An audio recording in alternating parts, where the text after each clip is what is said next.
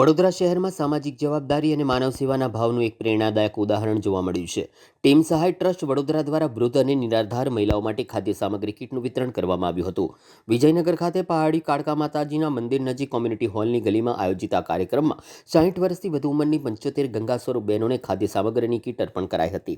આ સેવા કાર્ય જયેશ મિસ્ત્રીના માર્ગદર્શન હેઠળ કરવામાં આવ્યું. મુખ્ય હેતુ નિરાધાર અને વૃદ્ધ મહિલાઓને રોજિંદી જરૂરિયાતોમાં સહાય પૂરી પાડવાનો છે.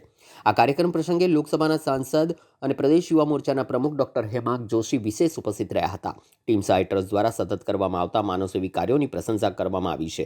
તેમના દ્વારા જણાવવામાં આવ્યું છે કે આવા સેવા કાર્ય સમાજ માટે પ્રેરણારૂપ છે અને યુવા પેઢીએ આગળ આવીને આ પ્રકારની સામાજિક જવાબદારી નિભાવવી જરૂરી છે. આ પ્રસંગે મહેમાનો દ્વારા ગંગા સ્વરૂપ બહેનોને સન્માનપૂર્વક ખાદ્ય કીટ અર્પણ કરી તેમના સ્વાસ્થ્ય અને સુખાકારી માટે શુભેચ્છાઓ પાઠવવામાં આવી હતી. આજરોજ પહાડી કાળકા માતાના મંદિર વિજયનગર મુકામે વોર્ડ નંબર 6 ખાતે ટીમ સહાય ટ્રસ્ટ દ્વારા 75 જેટલા 60 વર્ષથી મોટી ઉંમરના ગંગા સ્વરૂપ બહેનોને 12 કિલો ખાદ્ય સામગ્રી કીટનું વિતરણ રાખવામાં આવ્યું હતું. આ પ્રકારનો અમારો આ 6થો કાર્યક્રમ છે. આની પહેલાં અમે અલગ અલગ વિસ્તારમાં સર્વે કરીને અલગ અલગ ગંગા સ્વરૂપ બહેનોને કીટોનો કાર્યક્રમ કરેલો છે અને આજે પણ આ સેવાકીય કાર્ય અમે અહીંયા કરેલું છે. સેવાકીય કાર્યમાં અમારે આમંત્રણને માન આપીને વડોદરા લોકસભાના માનનીય સાંસદ શ્રી અને ગુજરાત પ્રદેશ યુવા મોરચાના પ્રમુખ શ્રી ડૉક્ટર હેમાંગભાઈ જોશી વિશેષ ઉપસ્થિત રહ્યા છે.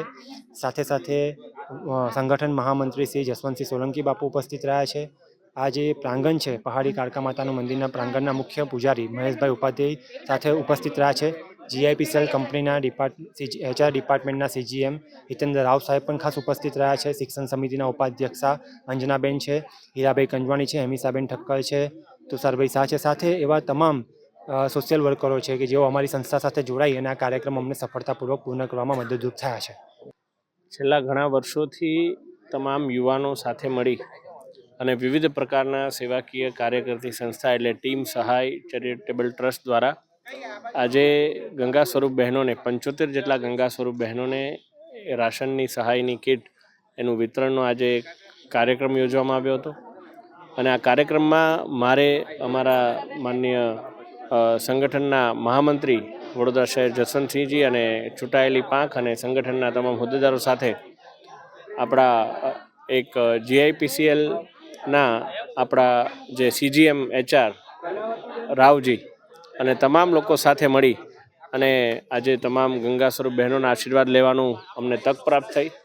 અને આ તક હું માનું છું કે બહેનોના આશીર્વાદ એ જયેશભાઈ અને તમામ ટીમ સહાયને રહેશે અને આ જ રીતે વધારેમાં વધારે સેવાકીય કાર્ય કરી અને આદરણીય મોદી સાહેબના વિકસિત ભારતના સંકલ્પને સિદ્ધ કરે એવી જ હું માતાજીના ચરણોમાં પ્રાર્થના કરું છું.